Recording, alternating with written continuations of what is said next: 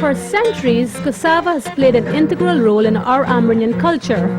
Cassava bread and casrip are the most well-known, but there are many other uses.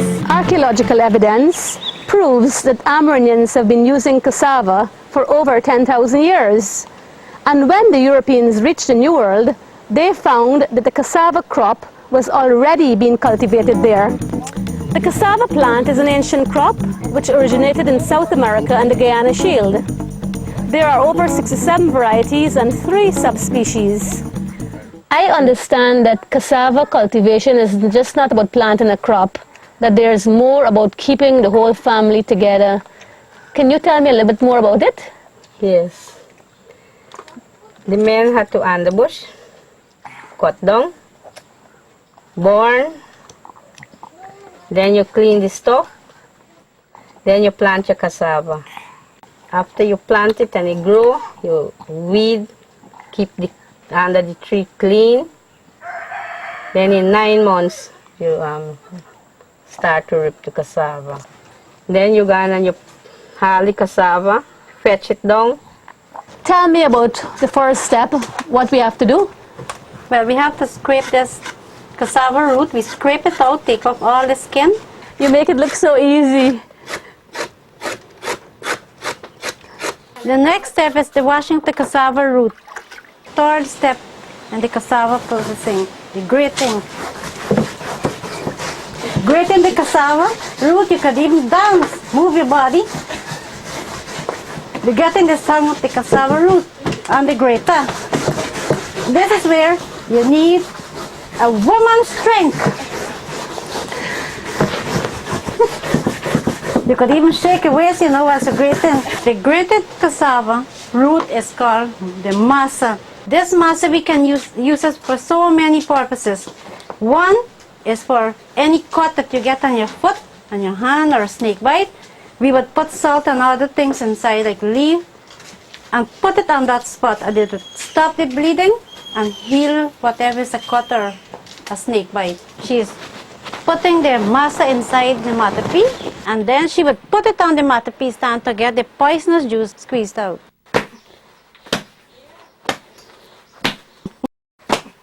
Now we have Marjorie here. She's pushing the wood through the matapi.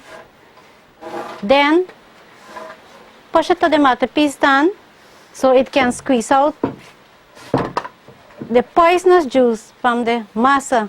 Now we have to sit on the matapi wood so we can get enough weight to get the juice out of the masa. If there isn't enough weight, then the masa would not be dry enough so that we can sip it to get the cassava. When we squeeze out all the juice from the masa, Marjorie could take it out, put it in the adjuster. We call this thing the adjuster. Now we're taking out the masa. When it's squeezed, well, we don't call it masa anymore. We call it the mealie now.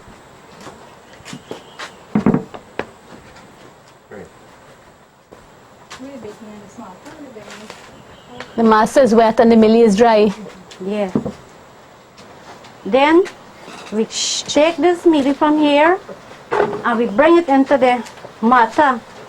We put it in here so we can pound it to get it finer so it can be free to sift in the sifter.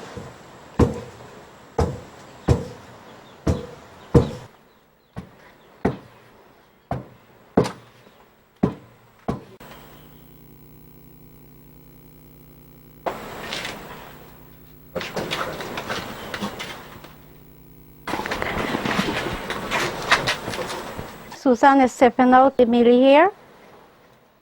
She have to sip all of this thing out. Now we move on to the baking of the cassava bread. This is the hoop that we use. Helen, I heard in the old days that these hoops came off of the old barrels. Yes, and it is. Exactly. So now I can place the hoop on the pan,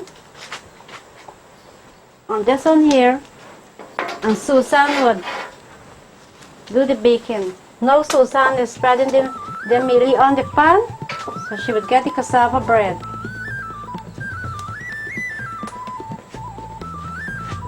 This pan is made of the palm from the aquila tree.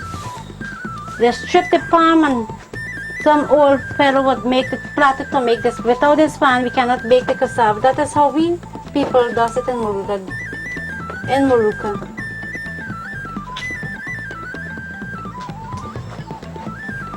Now we are cutting the cassava biscuits here now. Ready to put in the sun so it can dry and ready for packing. On my left, there are some cassava biscuits already dry, and Jackie's packing it in the bag ready for marketing. If it's on a rainy day, we have to toast the cassava biscuit. Keep turning it all the time so it wouldn't get brown in color. It's a lot of work.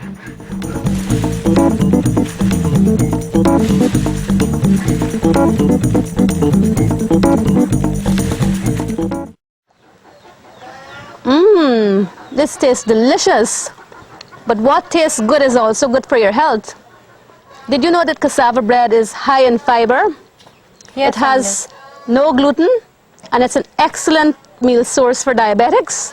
Told us about grating and squeezing out the juice. Well, the juice part is a really important part because that is what you use to make the best casrip and muruka.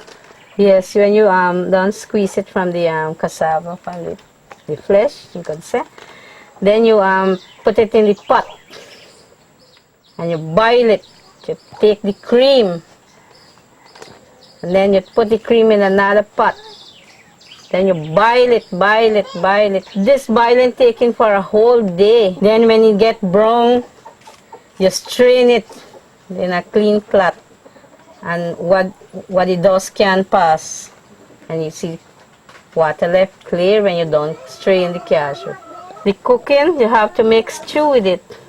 If you get your meat, your wild meat, you cook your wild meat, you put your cashew. And even if you get a chicken, you cook it same thing with the cashew.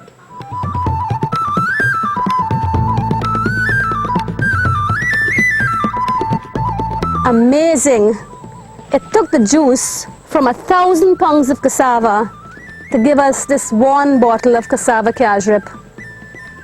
I would have never thought it would be so hard.